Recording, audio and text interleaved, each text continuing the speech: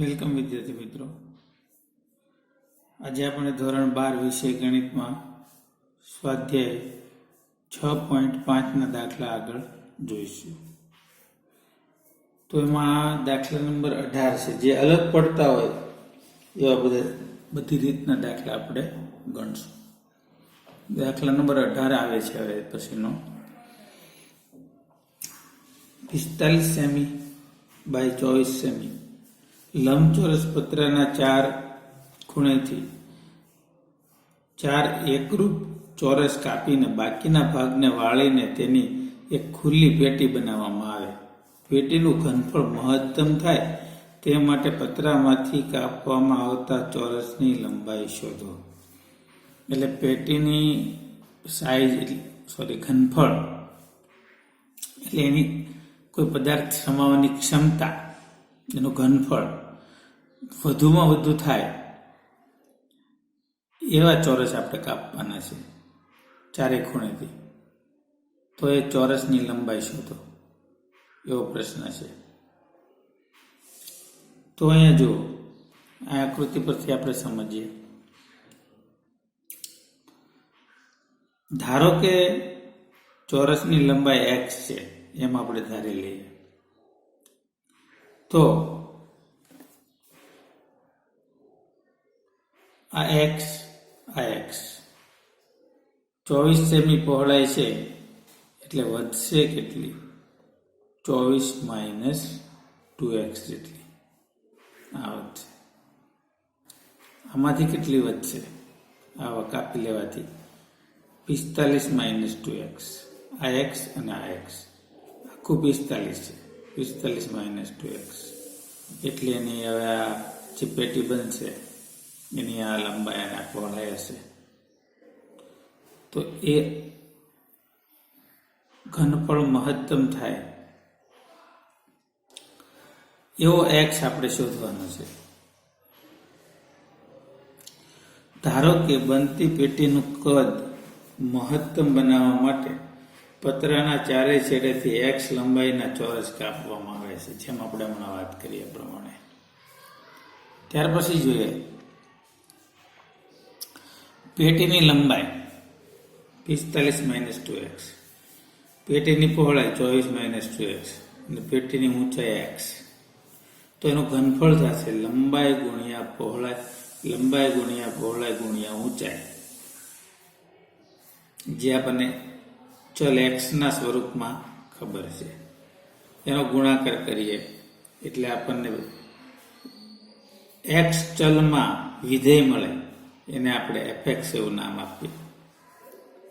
fx is equal two 4x cube minus 138x square plus 1080x. તો એનું વિકલન કરો. 12x નો વર્ગ માઇનસ 276x પ્લસ 1080. હવે એમાંથી આપણે 12 સામાન્ય લઈ લઈએ, અવયવ પાડીએ અને દ્વિતીય વિકલન કરીએ.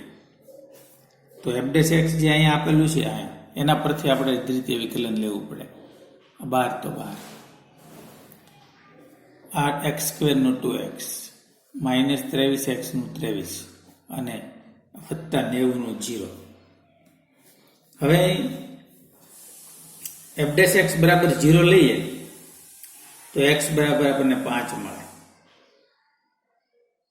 f' બરાબર 0 લેતા આપણને x બરાબર 5 મળે. x ની બે કિંમત મળે. f' 0 લેવાથી x ની બે કિંમતો મળે, એક 5 અને એક 18. પણ 18 શક્ય નથી. એનું કારણ છે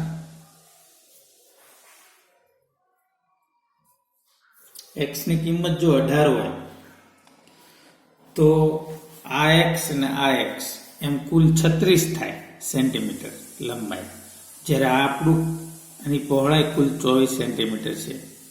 એટલે x બરાબર 18 શક્ય નથી. એટલે આપણે x બરાબર 5 લેવું પડ્યું, જે અહીંયા લીધું છે. જો માટે આપણે x બરાબર કેટલા લીધા? 5. અહીં x બરાબર 5 માટે f ડેશ x 0 થાય તથા f ડબલ ડેશ x શું થશે તો કે 12 ઇન્ટુ બ્રેકેટ 2 ઇન્ટુ 5 માઇનસ 23 એટલે 10 માઇનસ 23 એટલે માઇનસ આવશે એટલે f double dash x less than 0 થાય. હવે f એ x ઇઝ ઇક્વલ ટુ 5 આગળ સ્થાનીય મહત્તમ છે તથા x બિલોંગ્સ ટુ 0 ટુ 12 માં f ને એક જ નિર્ણાયક બિંદુ છે તો માંગેલ ચોરસની લંબાઈ છે એ 5 સેમી હશે. x બરાબર કેટલા મળ્યા આપણને 5. x બરાબર 5 લેવાથી એનું ઘનફળ કેવું થાય મહત્તમ. કેમ તો કે f ડબલ ડેશ x 0 છે તો એ સંખ્યા માટે વિધેયનું મૂલ્ય મહત્તમ થાય.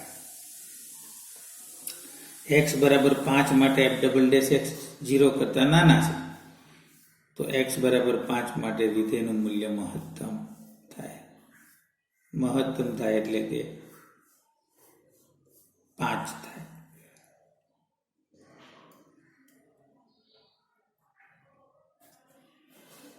આમ માંગેલ ચોરસની લંબાઈ છે 5 સેમી.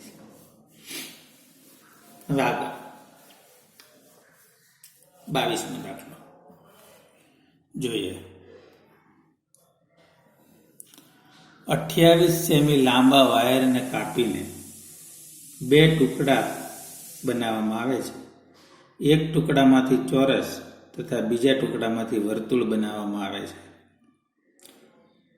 તેમાંથી એવી રચના કરવામાં આવે છે તેમાંથી એવી રચના કરો કે જ્યારે બંનેનું કુલ ક્ષેત્રફળ ન્યૂનતમ હોય ત્યારે વાયરના બંને ટુકડાની લંબાઈ શોધો. એટલે જે 2 આકાર બનાવવામાં આવે છે, એક ચોરસ અને બીજું વર્તુળ.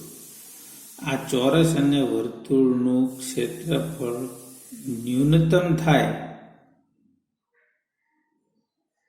ત્યારે વાયરના બંને ટુકડાની લંબાઈ કેટલી હોય જોઈએ. ધારો કે આપણે વાયરના 2 ટુકડા છે, એક x છે અને એક 28 માઇનસ x. કેમ તો કે કુલ લંબાઈની 28 છે તો એક ટુકડાની લંબાઈ x હોય તો બીજાની 28 માઇનસ x થાય. ધારો કે x મીટર લંબાઈમાંથી વર્તુળ અને x minus 28 minus x metre લંબાઈવાળા ટુકડાને કાપીને ચોરસ બનાવવામાં આવે છે તો વર્તુળનો પરિઘ છે એ થશે 2πr. પરિઘ x થશે કેમ કે x લંબાઈના ટુકડામાંથી વર્તુળ બનાવેલું હોય તેની પરિઘની લંબાઈ x થાય. એની ગોળાઈની જે લંબાઈ છે એને પરિઘ કહેવાય, એ આપણે જાણીએ છીએ, એ x થાય. અને પરિઘનું સૂત્ર છે 2πr. આગળ જોઈએ.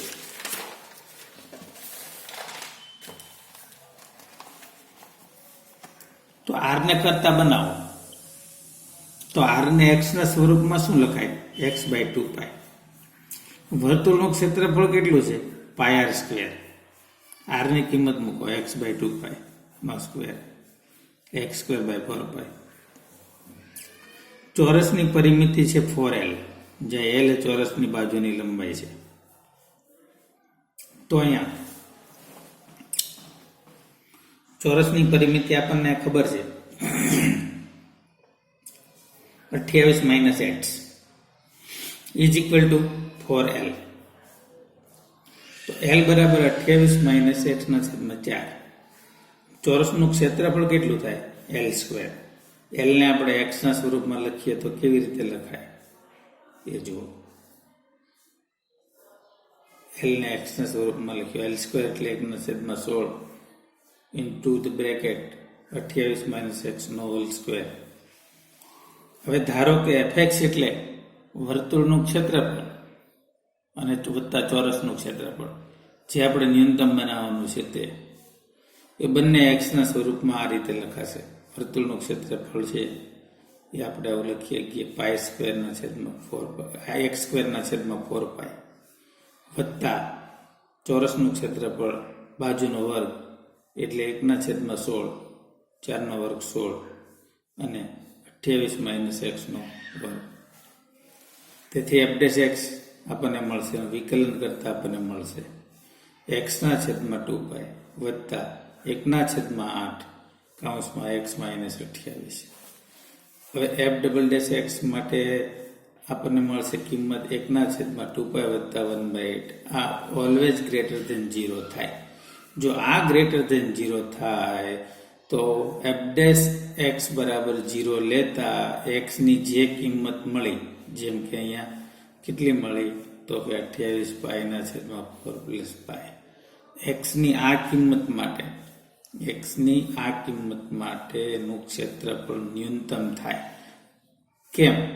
તો કે f double dash x is greater than 0 હોય તો એનું ક્ષેત્રફળ કેવું થાય? ન્યૂનતમ. ઉલટું છે, લેસ ધેન 0 હોય તો મહત્તમ થાય, ગ્રેટર ધેન 0 હોય તો ન્યૂનતમ થાય. બધા દાખલામાં એક સરખી જ રીત રહેશે. હજુ આપણે આગળ જોઈએ તો જો x બરાબર 28π/4 વત્તા પાઈ માટે f ડેશ x 0 અને f ડબલ ડેશ x કેવા છે? Greater than 0. એટલે આ x ની કિંમત માટે f સ્થાનીય ન્યૂનતમ છે અને x 0 થી 28 માં આવે છે અને x બરાબર 28π/4 વત્તા 28 આગળ f નું વૈશ્વિક ન્યૂનતમ મૂલ્ય છે. તારના ટુકડાની માંગેલ લંબાઈ કેટલી છે? તો કે 28π/4 વત્તા પાઈ. અને બીજો ટુકડો કેટલો છે? તો કે 28 માંથી બાદ કરી નાખો, વધે કેટલું? 112/4 વત્તા પાઈ. આમ બંને ટુકડાની લંબાઈ એકને એવી મળી કે જે ટુકડામાંથી એકમાંથી ચોરસ અને એકમાંથી વર્તુળ બનાવતા એનું ક્ષેત્રફળ ન્યૂનતમ થાય એવી લંબાઈના ટુકડા છે એ આ પ્રકારે છે. તો બંને ટુકડાની લંબાઈ આપણને પાઈના સ્વરૂપમાં મળી. પાઈની કિંમત આપણે મૂકી દઈએ 22/7 અને ગણતરી કરીએ તો આપણને લંબાઈ જે છે એ મીટરમાં મળે. આટલા મીટરની એક ટુકડો અને બીજો એક આટલા મીટરનો ટુકડો, એમ બે ટુકડાની લંબાઈ આપણને મળે. તો આપણે અહીંયા જવાબનું સ્વરૂપ છે એ પાઈના સ્વરૂપમાં જ રાખીશું. સાદરૂપ આપણે જો આપણા પોતાના માટે સમજવા માટે આપવું હોય તો મેં કીધું એ પ્રમાણે આપણે આપી શકીએ છીએ. ચાલો, તિર્યક ઊંચાઈ L આપેલ હોય ત્યારે મહત્તમ ઘનફળવાળા શંકુનો અર્ધશિર કોણ tan ઇન્વર્સ √2 છે તેમ સાબિત કરો. તિર્યક એટલે ત્રાસી ઊંચાઈ, શંકુ આપેલો છે. પહેલી વાત તો આમાં શંકુમાં કેટલી વસ્તુ આવે? ત્રાસી ઊંચાઈ આવે, સીધી ઊંચાઈ એટલે કે વેધ આવે h, ત્રાસી ઊંચાઈ એટલે l અને ત્રિજ્યા એટલે r. આટલી વસ્તુનો ઉપયોગ શંકુમાં થાય. આ ટર્મ્સ જે બધી છે શંકુને લગતી છે. તો જોઈએ, અહીં શંકુની તિર્યક ઊંચાઈ l આપેલ છે. તો ધારો કે શંકુની ઊંચાઈ h અને અર્ધશિરકોણ આલ્ફા છે. આલ્ફા l h r, શંકુની ત્રિજ્યા r લઈ લીધી. શંકુની આકૃતિ પરથી શંકુની ત્રિજ્યા r² બરાબર l² માઇનસ h² થાય પાયથાગોરસના પ્રમેયથી. તો આપણે એને r બરાબર √l² માઇનસ h² લખી શકીએ. હવે શંકુનું ઘનફળ કેટલું? તો 1/3πr²h. તો આ r જે ચલ છે એને આપણે ચલ h માં ફેરવી નાખીએ. l તો અચળ છે, આપેલું છે આપણને. r ને આપણે h અને l ના સ્વરૂપમાં ફેરવવું હોય તો r ની કિંમત આ મૂકવી પડે, જે અહીંયા આપણે મૂકી. સ્ક્વેર છે તો વર્ગમૂળ નીકળી ગયું.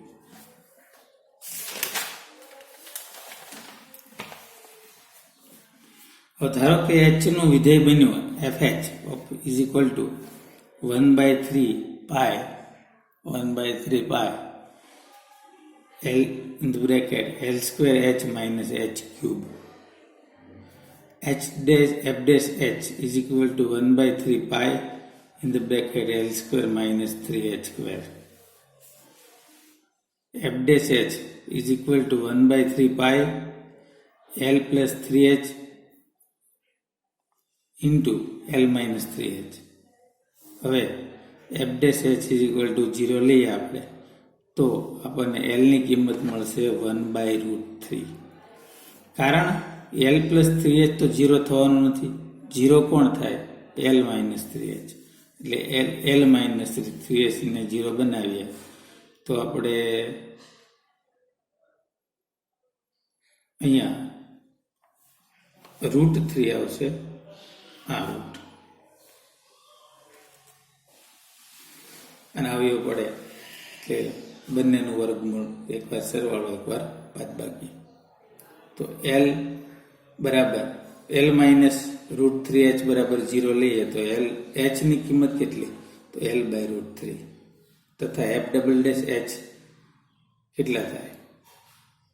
તો f ડબલ ડેશમાં h ની કિંમત અહીંયા મૂકીએ આપણે તો -6h લેસ ધેન 0 થાય. જો કેવી રીતે મેળવ્યું આપણે આ f ડેશ h આપણને આપેલું આપણે મેળવ્યું હતું એનું દ્વિતીય વિકલન કરો તો 1/3 અચળ, પાય અચળ, L અચળ આ સામાન્ય આવી ગયા 1/3 પાય. L નું 0 -3h² નું -6h એટલે આ ઋણ છે. આ સંખ્યા ઋણ એટલે લેસ ધેન 0 થયું. એટલે અહીં જોઈએ તો h બરાબર L/√3 માટે f of h is equal to 0 અને f double dash h less than 0. તેથી h બરાબર L/√3 માટે f સ્થાનીય મહત્તમ છે. વળી ધન કિંમતોમાં f ની બધી ધન કિંમતો છે એમાં f વિકલનીય હોવાથી સતત છે અને f 0 થી ઇન્ફિનિટી એટલે ધન સંખ્યામાં f ને એક જ નિર્ણાયક બિંદુ છે જે કયું છે h બરાબર L/√3 માટે f વૈશ્વિક મહત્તમ છે. તો શંકુનું મહત્તમ ઘનફળ મહત્તમ હોય ત્યારે tan આલ્ફા બરાબર r/h. r બરાબર આપણે જાણીએ છીએ કે L² - h²/h. L બરાબર કેટલું મળ્યો આપણને? √3h. તો એ √3h મૂકો L ની કિંમત -h²/h. એટલે tan આલ્ફા બરાબર √2 મળે અને આલ્ફા બરાબર tan ઇનવર્સ √ જે આપણે સાબિત કરવાનું હતું એ સાબિત થઈ જાય છે.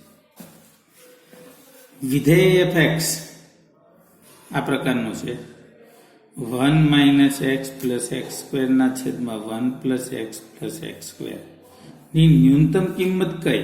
0 છે, 1 છે, 3 છે કે 1/3? તો f dash x એટલે એનું પ્રથમ વિકલિત આપણે મેળવ્યું. સાદુરૂપ આપતા આપણને આ મળ્યું. અંશના અવયવ પાડી દીધા આપણને આ પ્રકારનું મળ્યું. હવે f dash x 0 લઈએ તો x ની કિંમત 1 અથવા x ની કિંમત -1 મળે. જો x belongs to -1 થી 1 માં હોય તો f dash x less than 0 થાય. x 1 to infinity માં હોય તો f dash x greater than 0 થાય. એટલે કે 1 ની ડાબી બાજુ ઘટતું વિધેય છે અને જમણી બાજુ વધતું વિધેય છે એટલે એક આગળ એની કિંમત ન્યૂનતમ થાય. જો f dash x નું ચિહ્ન 1 - ડેલ્ટા વિરુદ્ધ અંતરાલ 1 - ડેલ્ટા થી 1 માં ઋણ અને 1 થી 1 + ડેલ્ટામાં ધન છે. એટલે પ્રથમ વિકલિત કસોટી પરથી આપણે કહી શકીએ એટલે કે એકની ડાબી બાજુથી જમણી બાજુ જઈએ તેમ f dash x ઋણથી બદલાઈને ધન થાય છે. એટલે કે વિધેય ઘટીને વધે છે. ઘટીને વધે, આમ ઘટે પછી આમ વધે એટલે આ જે બિંદુ આવે એ આપણને ન્યૂનતમ મળશે. તો પ્રથમ વિકલિત કસોટી પરથી કહી શકાય કે f એ x બરાબર 1 આગળ સ્થાનીય ન્યૂનતમ છે અને આપણો વિકલ્પ d છે જે આપણે લખ્યું છે d બરાબર 1 એ આપણો વિકલ્પ સત્ય છે. તો હવેનું જે પ્રકીર્ણ સ્વાધ્યાય છે એ જે આપણે બધા સ્વાધ્યાય શીખ્યા એમાંના જે રીત હતી એ બધી રીત ભેગી કરી અને એક સ્વાધ્યાય બનાવેલું છે, પ્રકીર્ણ સ્વાધ્યાય. તો એ તમારે પ્રેક્ટિસ માટે હોમવર્કમાં ગણવાનું છે, કારણ કે પ્રકીર્ણ સ્વાધ્યાયમાં હવે કોઈ નવી રીત આવવાની નથી. જે આપણે રીત શીખી ગયા છીએ એની રકમ બદલી અને એનું રિપીટેશન ત્યાં થશે. અને જો એમાં ન સમજણ પડે અથવા કોઈ તકલીફ હોય તો મને જણાવજો, આપણે દાખલા અહીંયા ગણીશું. Thank you.